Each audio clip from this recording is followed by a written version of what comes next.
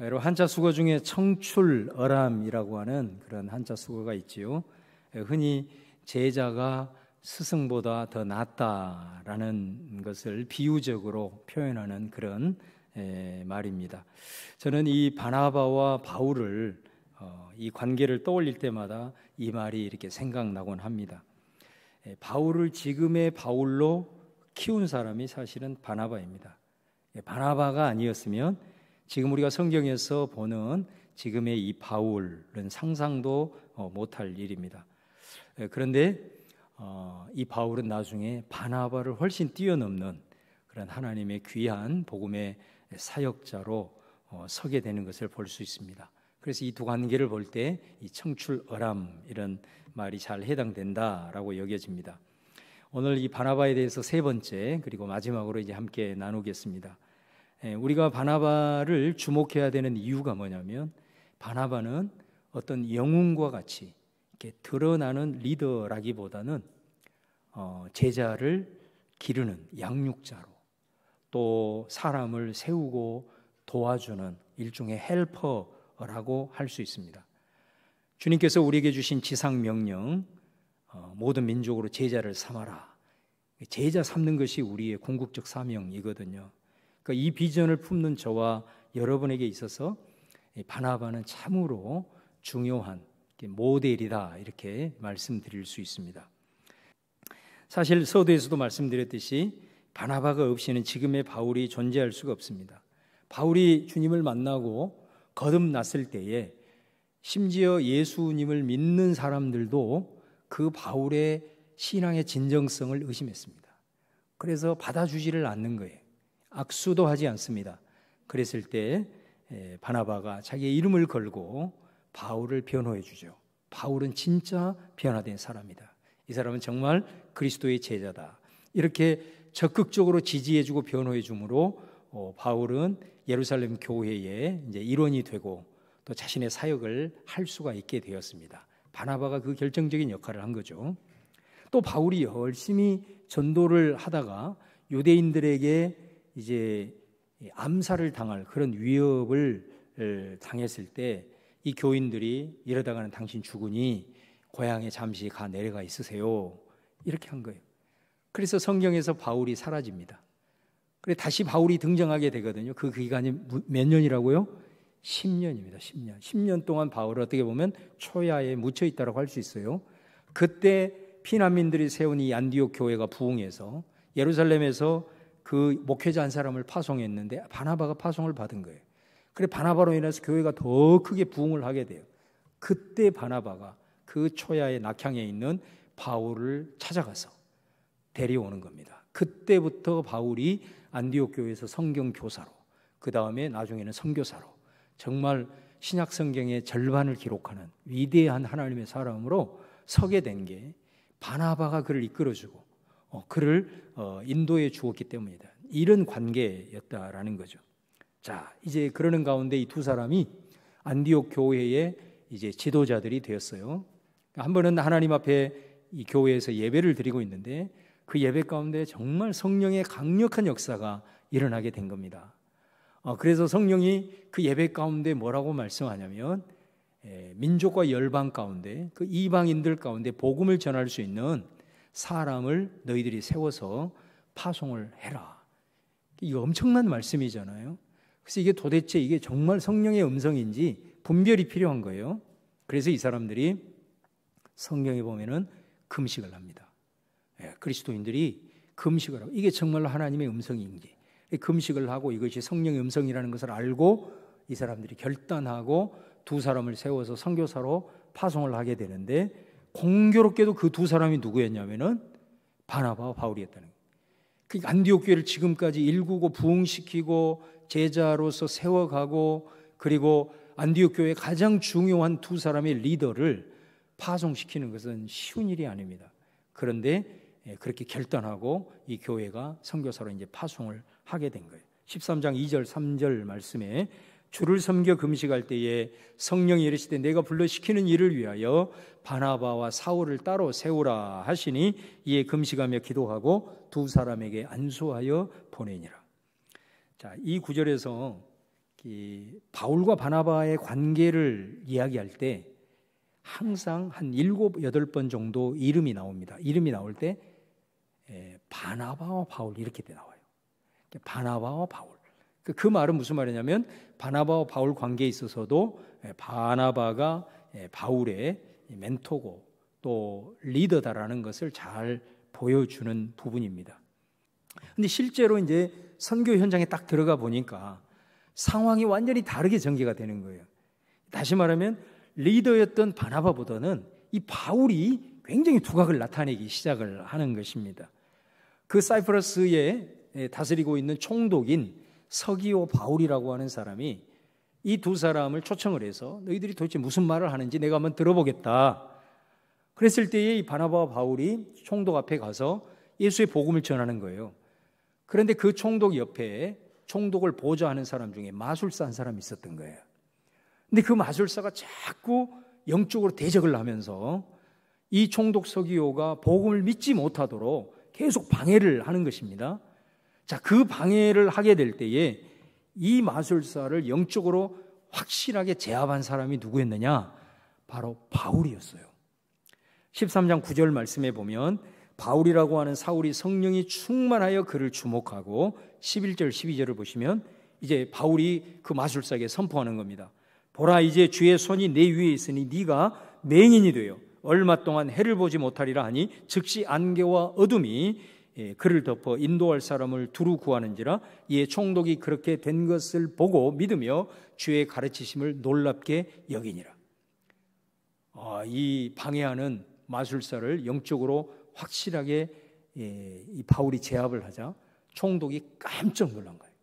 그러면서 이 사람이 그 하나님의 복음의 능력을 체험하게 되고 거기에서 예수님을 믿게 되는 이런 역사가 일어나게 되었고, 또 이 사건은 어떤 의미가 있냐면 바로 이 선교 현장에서 영적인 권위와 그 다음에 영적인 파워가 바울에게 있다라는 것을 보여주고, 그러다 보니 자연스럽게 시간이 지날수록 바울이 그 선교팀에서 아주 주도적인 인물로 세워지게 되는 하나의 계기가 되는 사건이 되어버립니다. 그래서 이제 이 섬을 지나서 지금의 터키 남부에 있는 버가라는 지역으로 이 선교팀이 또 들어가게 돼요.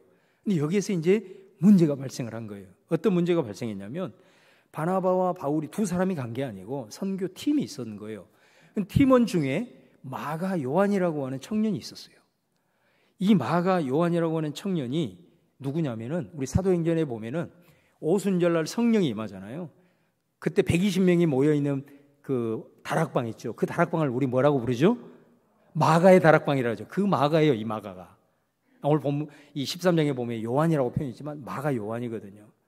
그러니까 이 사람이 이 선교팀의 일원이 됐다라고 하는 것은 굉장히 앞으로 기대할 만한 그런 촉망받는 청년이었다라는 걸 알 수 있어요. 앞으로 이 사람은 정말로 교회를 이끌어갈 아주 훌륭한 제목이 된다라는 것을 이제 볼 수 있는 대목이에요. 그런데 그 청년이 어찌된 일인지는 모르나 갑자기 선교팀에서 이탈을 해버린 거죠.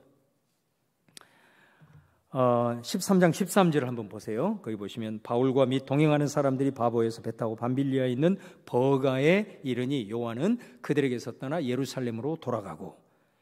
여러분, 이런 일이 이제 선교팀에서 발생을 하게 되니 얼마나 맥이 빠지겠습니까? 그런데 여러분, 왜 마가는 이 선교팀에서 이렇게 갑자기 이탈을 했을까? 여러분, 이 마가 요한은 바나바의 조카입니다. 그러니까 바나바는 마가 요한의 삼촌이에요, 삼촌. 자, 그런데 조카인 마가의 눈에 보니까 삼촌이 분명히 선교팀 리더였는데 선교의 여정이 지날수록 이상하게 리더십이 바뀌는 거예요. 바울 쪽으로 기울이는 거예요. 바울이 막 능력이 있고 귀신도 쫓아내고 이러면서 조카인 마가의 눈에 봤을 때는 완전히 설치고 있는 거예요. 바울의 모습이 좋지 않게 보이는 거예요. 이에 대해서 이 마가는 젊은 혈기에 견디지를 못하고 좀 속된 말로 바울의 그 모습이 꼴보기 싫은 거예요. 그래서 그 선교팀을 탈퇴해 버립니다. 자, 이런 상황에서 바나바가 얼마나 당황스러웠겠습니까? 자기 조카가 떠나버려. 그럼 선교팀에도 심각한 지금 갈등과 여러 가지 문제가 야기될 수 있는 이런 상황이거든요. 이때 사실은 가장 자존심 상하고 힘들었던 사람이 사실은 바나바예요. 근데 바나바는 이 상황에서 선교팀을 잘 안정을 시킵니다. 그리고 선교팀을 위해서, 앞으로 하나님의 선교가 더 힘있게 가기 위해서 자신의 권리를 내려놓게 됩니다. 다시 말하면 리더의 권위를 바울에게 이양을 하는 그런 중대 결단을 하게 됩니다. 지금 이 상황으로 인해서 우리가 서로 갈리고 갈등하고 이래서는 하나님의 뜻이 이루어질 수 없다. 오직 우리는 지금 선교를 위해서, 하나님의 영광을 위해서 나왔는데 이 상황에서 우리가 흔들리면 안 된다. 책임을 지고 자기가 내려놓고 바울을 이게 철저하게 리더로 세우는 것을 보게 돼요. 그러니까 바나바에게는 어떤 자신의 자존심, 권위 이런 것보다는 어떻게 하면 하나님의 뜻이 세워질까? 어떻게 하면 선교의 역사를 이룰까? 어떻게 하면 공동체가 분열하지 않고 하나가 되어서 주의 뜻을 이룰 수 있을까? 여기에 관심이 있었던 거예요. 여러분, 이게 바나바의 영성이에요. 바나바의 영성. 우리가 바나바를 재발견해야 될 이유가 여기에 있는 거예요. 사실 우리가 예수님을 믿고 또 신앙을 갖고 또 우리가 신앙생활이 오래 가면 갈수록 사람은 어떻습니까? 얼마나 체면에 민감한지 몰라요. 또 자리에 연연하는 경우도 많아요. 내 권위와 명예에 집착하는 경우가 있어요. 자존심 상하면 뭐 여기만 교회냐 하면서 뛰쳐나가는 것이 아주 보편화되고 있는 시대적인 흐름이에요. 그런데 여러분, 바나바를 가리켜서 성경은 뭐라고 표현하냐면, 우리 이미 살펴본 대로 그는 착한 사람이요 믿음과 성령이 충만한 사람이라 그래요. 이거는 어마어마한 칭찬이에요. 바나바를 평가하는 대단한 평가입니다. 그런데 여러분, 이게 대충 듣기 좋으라고 둘러대는 칭찬이 아니라는 거예요. 바나바는 실제로 자신의 행동으로 그리고 자신의 삶으로 이것을 증명한 사람이다라는 것입니다. 실제로 여러분, 이 마가가 떠난 후에 이 선교팀이 더 내륙으로 들어가서 비시디의 안디옥이라는 곳에 이르게 됩니다. 안식일이 되어서 회당에 들어갔어요. 그러니까 당시의 회당은 회당장 인도로 말씀을 낭독을 하고 나서 회당장이 이 말씀에 대해서 혹시 풀어주실 분이 있습니까? 라고 이렇게 제안을 합니다. 그러면 어떤 사람이든지 한번 내가 해보겠습니다 해서 나가서 그 말씀을 자기가 성경적으로 이렇게 풀어갈 수가 있는 거예요. 그런데 이 말씀을 가지고 회당장에 제안을 했을 때 바울이 딱 손을 듭니다. 바울이 들고 가서 그 말씀을 가지고 1장 설교를 합니다. 13장에 바울의 설교가 엄청나게 길게 기록이 되어 있어요. 그렇게 길게 설교를 했던 거예요. 그런데 놀라운 것은 뭐냐면 바울의 또 설교를 듣고 유대인들 중에, 그 다음에 유대인이 아닌 이방인들 중에 개종자들이 복음을 믿고 이 선교팀을 따르게 되는 그런 역사들이 일어났어요. 여러분, 우리가 지금 이 상황에서 이렇게 생각할 수도 있거든요. 능력을 베풀고 또 기적이 막 일으키고 귀신을 쫓아내는 이런 일들은 바울에게 주어져서 바울이 그런 은사를 활용을 했다 하더라도, 이런 자리, 말씀을 나누고 말씀을 선포하는 이런 자리는 리더인 바나바에게 우리가 이렇게 내줄 수 있는 것 아니냐. 바나바도 지도자이기 때문에 말씀에 대한 능력이 있는 사람이거든요. 그런데 여기에서도 바나바는 전혀 드러나지를 않아요. 쉽게 얘기를 하면 바울이 그냥 북치고 장구치고 혼자 다 하는 거예요. 지금 상황이. 그러니까 이거는 뭐를 의미하느냐면, 아까도 말씀드린 대로 바나바가 모든 리더의 권위를 바울에게 이양했다는 것을 잘 보여주는 거예요. 자존심 상할 수 있는 부분일 수도 있지만 그가 이렇게 할 수 있었던 것은, 다시 말하지만 바나바가 얼마나 큰 사람인가, 얼마나 그 마음이 넓은 사람인가 라는 것을 우리는 다시 한번 볼 수 있습니다. 참 재밌는 게 뭐냐면, 지금까지 바나바와 바울을 표현을 할 때 항상 바나바가 먼저 했어요. 바나바와 바울 이렇게 기록이 되어 있어요. 그런데 이 시점부터 이게 바뀌어요. 그래서 여러분 한번 성경을 읽어보세요. 읽어보시면 이 시점부터 이 두 사람의 관계를 표현할 때 바울과 바나바 이렇게 위치가 바뀌어요. 그래서 15장에 가보면 예루살렘 총회 때 그때 딱 한 번 바나바와 바울로 표현을 합니다. 아마 그것은 바나바가 예루살렘 교회에서는 여전히 리더의 자리에 있기 때문에 그렇게 표현한 거 아닌가 싶습니다. 어찌하든 이런 흥미로운 이런 일들이 이제 발생을 하게 된 거예요.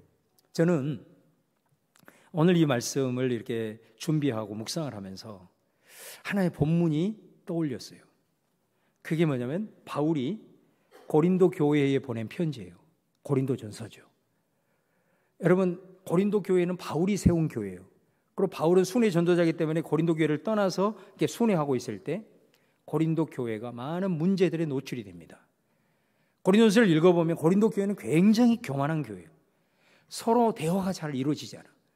서로 신앙의 칼날을 가지고 팔을 만들어가지고 너는 누파다 이래가지고 서로 막 정죄하고 판단하는, 그리고 자신들이 뛰어나다, 영적인 엘리트 의식에 빠져있는 아주 문제가 심각한 그런 교회였어요. 그런 교회에 바울이 편지를 보내는 겁니다. 근데 바울이 편지를 보내면서 이 교회가 바로 세워지기 위해서는 단 하나의 길밖에 없다. 정말 성령의 감동을 받아서 바울이 메시지를 던지는 거예요. 그 메시지가 뭐냐면 십자가의 도예요. 다른 말로 말하면 십자가의 정신이에요. 고린도전서 1장 18절에 십자가의 도는 이렇게 선포하잖아요. 그리고 이 고린도전서가 끝날 때까지 이 십자가의 정신이 그 편지의 밑바탕을 흐르고 있는 것을 볼 수가 있어요. 여러분, 십자가라고 하는 것이 뭡니까? 예수님이 지신 십자가죠. 그 의미가 뭐를 의미하는 거죠?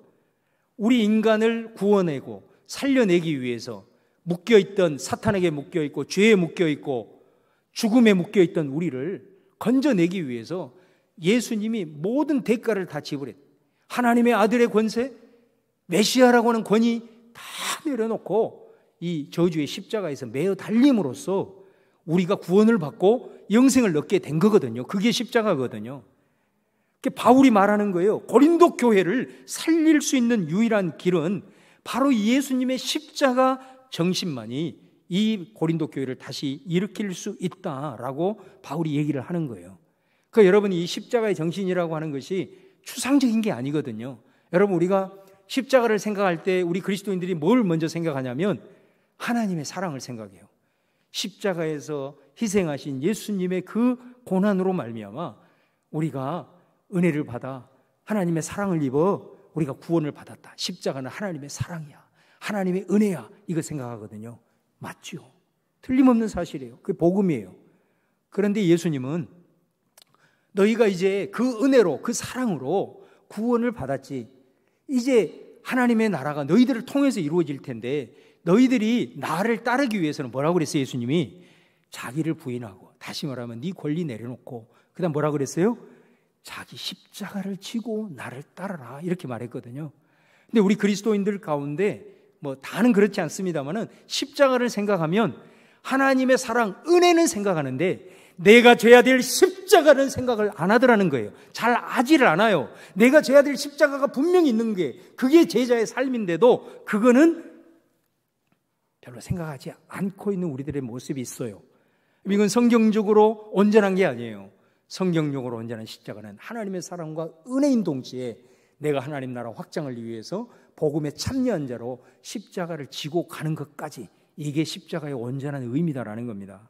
여러분, 여기에서 바울이 십자가의 도를 얘기를 하면서 이 십자가는 추상적인 게 아니다 말이에요. 어떤 관념에 속한 그런 개념이 아니단 말이에요. 이거는 실제적인 거다라고 하는데 그 십자가의 정신이 우리들의 삶의 교회 안에서 실제로 나타나는 구체적인 실례가 뭐냐면 그게 권리 포기다, 이 말입니다. 권리 포기. 사실 이 권리 포기라고 하는 건 세상에서 얘기를 하면 그건 바보죠. 내가 마땅히 누릴 수 있는 권리를 포기한다? 그거는 바보요, 바보. 그러고 어찌하든 그 권리를 쟁취하기 위해서 뭐 다 투쟁도 하고 그런 거지 않습니까? 근데 참 역설적이게도 이 복음을 얘기하면서 교회 안에서 하나님 나라를 얘기하면서 권리 포기가 십자가라고 얘기를 해요. 그러면서 한 예를 듭니다. 고린도 교회가 문제가 있었다는 게 뭐냐면 고린도 교회가 우상의 재물을 먹느냐 마느냐의 문제로 막 서로 논쟁을 하는 거예요. 그러니까 다시 말하면 시장에 가서 고기를 산 거예요. 고기를 샀는데 그 고기를 먹어야 되느냐 먹지 말아야 되느냐 이거 가지고 서로 싸우는 거예요. 그러니까 이걸 먹어서는 안 된다. 이 사람들은 어떤 생각을 갖고 있냐면 이 시장에 지금 나와 있는 이 고기들은 신전에 그 우상에게 바친 거다 이 말이에요. 그런데 그 많은 사람들이 신전에 제물을 바치기 때문에 그 신전에서 그것을 다 감당이 안 돼요. 그래서 거의 대부분은 그 신전에서 다시 시장으로 유통을 시키는 겁니다. 그래서 시장에서 나와 있는 그 고기가 우상에게 바친 제물이니 우리가 그걸 먹어서는 되겠냐? 우리 이거 먹으면 우상 숭배하는 거다 하면서 그걸 먹지 말아야 된다. 먹어야 된다고 한다면 우리가 직접 고기를 잡아서 먹어야 되는 거지, 시장에서 나온 이거는 우상에게 바친 제물 가능성이 많기 때문에 먹어서는 안 된다 이렇게 주장을 하는 거예요. 근데 또 다른 한편은 아니 먹어도 된다 이렇게 주장을 하는 거예요. 그러면서 바울 선생님이 우리에게 전해준 복음의 핵심이 뭐냐? 자유 아니냐, 자유. 우리는 너희들처럼 생각이 다르단 말이야. 우리는 너희들이 생각하는 것처럼 저 신전에서 우상을 섬기고 있는 저것을 신으로 여기지 않는다. 우리는 세상 사람들은, 믿지 않는 사람들은 저 우상을 신으로 생각할 수 있지만 그리스도인들은 오직 경배받으실 유일한 신은 야훼 하나님 한 분이라는 것을 믿기 때문에 저 우상은 나무, 조각 덩어리 그 이상 그 이하도 아니기 때문에 세상 사람들은 신으로 여길지 몰라도 우리는 신이 아니기 때문에 오직 하나님만 한 분 신이기 때문에 우리는 우상 제물 그거 개의치 않고 우리는 자유하면서 먹을 수 있다. 그러면서 이제 사람들 비꼬는 거죠. 그러면 너희들은 저 신전의 우상을 하나님하고 동급으로 여기는 거야? 하면서 또 막 비꼬는 거예요, 자기네들끼리. 이런 일들이 지금 막 벌어지면서 심각한 문제가 발생을 하는 거예요. 그때 바울이 이 편지를 통해서 얘기를 하는 거예요. 시장에서 유통된 그 고기는 먹어도 돼. 그러면서 아까 먹어도 된다는 사람들의 손을 일단 들어줘요. 왜? 하나님은 한 분뿐이야. 경배받으실 신은 이 세상에 아무것도 없어. 오직 하나님 한 분만이 우리의 경배를 받으실 분이기 때문에 저 신전의 우상들은 말 그대로 우상이야. 아무 존재 가치가 없는 것들이기 때문에 우리는 그들을 신으로 보지 않아. 그렇기 때문에 우리 그리스도인들은 자유할 수 있어. 먹어도 돼. 이렇게 얘기를 해요. 그러면서 바울이 거기다가 한 가지를 더 얘기합니다.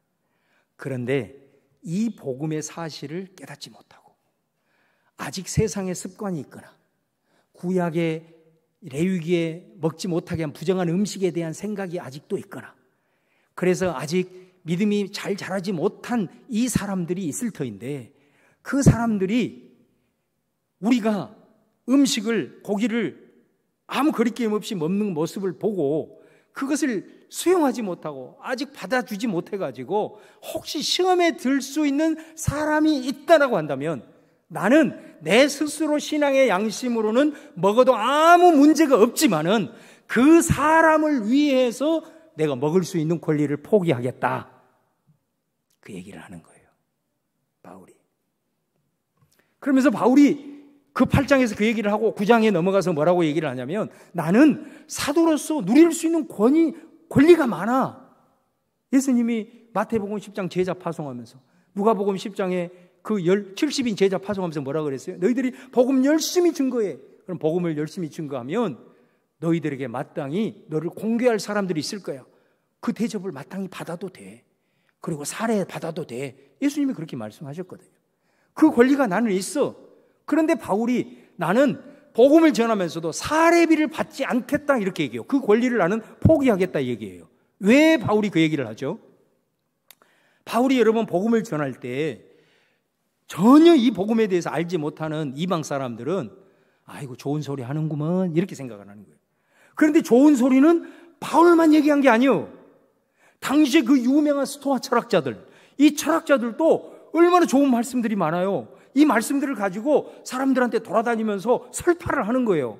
그런데 사람들이 그 설파한 말을 듣고 참 좋은 말씀입니다, 지당한 말씀입니다 하면서 감동해가지고 그 철학자들한테 사례를 주는 거예요.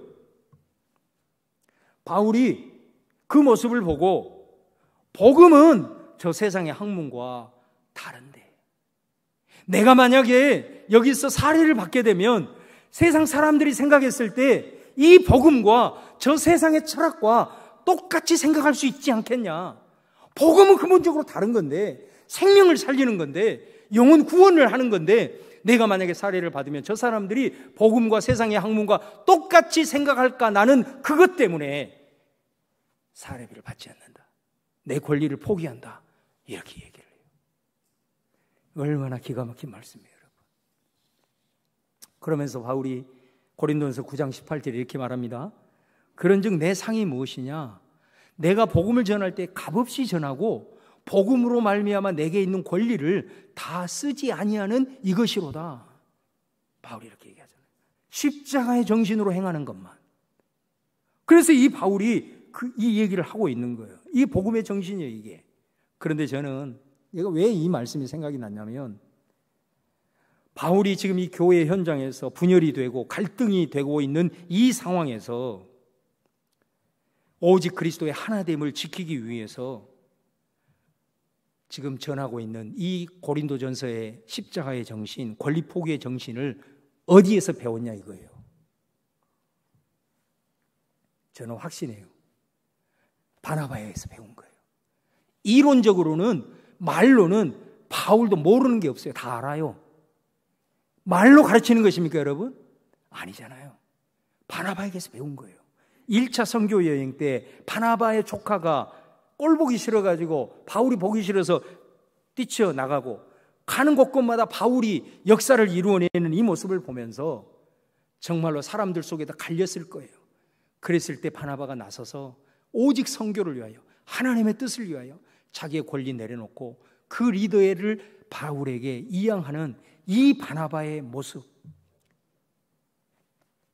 자신의 삶으로, 자신의 행동으로 보여주는 이 모습에서 바울은 몸소 십자가의 정신과 권리 포기 정신을 배운 거죠. 지금은 선교의 상황이잖아요. 그래서 강력한 이 바울과 같은 능력이 필요하고 추진력이 필요한 거예요. 그런데 바울이 나중에 그 복음을 전한 곳에 교회가 다 세워지잖아요. 교회가 세워질 때, 교회가 이제 안정화되어지고 일꾼들도 세우고 교회가 조직화되어지게 될 때에 교회가 안정적으로 잘 세워지기 위해서는 바울의 이런 능력과 이런 추진력보다는 바나바에게 나온 이 십자가의 영성과 그 다음에 권리 포기의 정신이 훨씬 더 중요하다는 것을 바울 스스로가 깨닫게 되는 거예요, 나중에. 여러분, 제자를 삼는다는 게 뭡니까? 바나바는 오늘 우리에게 도전하는 것입니다. 오직 하나님을 사랑하고 오직 주님의 몸된 교회를 사랑하고 복음과 하나님의 뜻을 세우기 위해서 나는 자존심이 좀 상해도 좋다, 꼴찌가 되어도 좋다, 그것을 위해서라면 내가 권리를 포기한다는 이 십자가의 정신, 이것을 무엇으로요? 말이 아니라 행동으로, 삶으로 바로 제자들에게 가르쳐주는 것, 이게 제자를 삼는 것이죠. 그럴 때에 바울이 바나바를 뛰어넘는 청출어람의 역사가 일어나게 된다는 거죠. 오늘 봉독한 15장도 연장선상이거든요. 바나바와 바울이 이제 이 1차 선교여행을 마치고 돌아왔어요. 그리고 예루살렘 총회에 참석을 해가지고 선교 보고를 합니다. 이 선교 대회 때 아주 어마어마한 이방 선교를 위한 중요한 결정이 이루어져요. 그러니까 이제 바나바와 바울은 이방 선교에 날개를 달게 된 거예요. 그래서 바울과 바나바가 우리가 이제 날개를 달았으니 이방 선교에 거칠 것 없으니 이제 다시 선교를 출발합시다, 이렇게 얘기를 하게 된 거예요. 그럴 때 이 바나바와 함께 두 명의 리더가 함께 붙여지게 되는데, 그 사람이 누구냐면 실라라는 사람과 마가 요한이 붙어지게 되는 거예요. 그때 마가는 그 1차 선교 여행 때 선교팀을 이탈한 그 청년을 말하는 거예요. 그래서 이 마가 요한이 붙어졌을 때 바울이 나는 얘하고는 못 간다. 선교가 얼마나 치열한 전쟁터인데 이런 자세를 가지고 이거 가지고는 나는 얘하고는 함께 못한다 하고 딱 선을 그어버린 거예요. 그러니까 바나바는 어땠어요? 젊은 혈기의 그런 실수인데 이 젊은 청년에게 우리가 기회를 줘야 되지 않겠냐 하고 바나바를 다시 마가를 품는 거예요. 그래서 이 마가에게 기회를 주자, 이렇게 얘기를 하는 거예요. 바울은 절대로 안 됩니다. 품어주자, 안 됩니다 하고 둘이 이제 심하게 부딪힌 거예요. 그래서 결국은 어떻게 됐느냐? 바울은 실라와 함께 선교팀으로 가고 바나바는 이 마가를 포기할 수 없는 거예요. 이 젊은 이 장래가 충만한 청년이 한 번의 실수로 인하여 여기서 묻혀줄 수 없다. 그래서 결국은 이 마가를 품게 됩니다. 그래서 이 마가와 함께 다시 또 다른 선교의 여정으로 끝나게 됩니다. 여러분, 사도행전은 바울 중심으로 선교가 진행이 되지만 이 바나바와 마가의 선교 여행을 통해서 마가는 확실하게 하나님의 일꾼으로 사역자로 자리를 잡게 됩니다, 여러분. 그래서 나중에 초기 교회의 큰 인물이 됩니다. 나중에 여러분, 이 마가 요한은 베드로가 영적인 아들이라고까지. 그래서 이 베드로가 예수님 가장 가까이에서 만난 사람이잖아요. 그래서 여러분, 이 베드로에게서 예수님의 말씀 또 예수님의 행동 이런 걸 다 듣고 그것을 예수님의 행적을 기록해서 기록한 성경이 뭐냐? 마가복음이라는 거예요.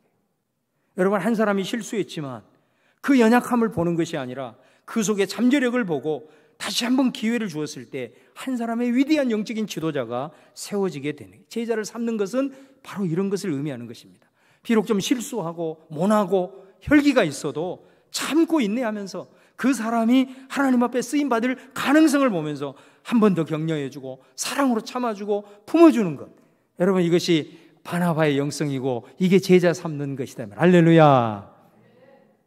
나중에 여러분, 바울도 철이 들게 됩니다. 그렇게 준치적인 이 바울이요, 나중에는 어떻게 바뀌냐면 마가와 화해를 해요.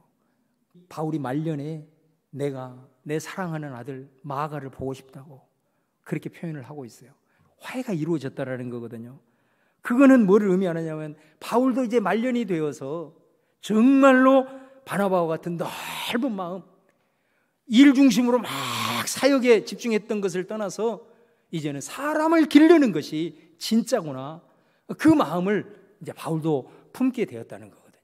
바나바의 길을 그도 걸어갔다라는 것을 우리가 알 수가 있어요.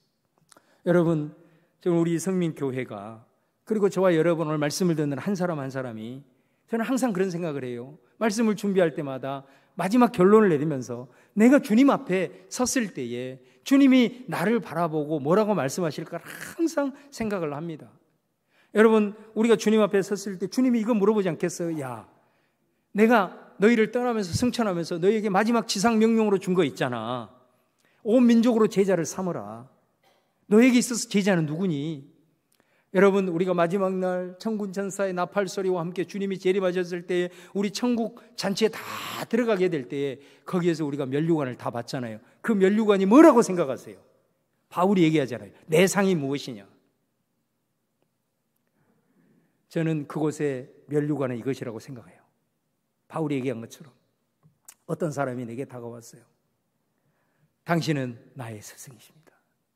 나는 당신의 온유한 성품으로 예수님의 마음을 당신을 통해서 이해하게 됐습니다. 그것을 가르쳐 주셨으니 당신은 내 스승입니다. 면류관이 씌어지는 거예요. 또 한 사람이 또 나에게 다가왔어요.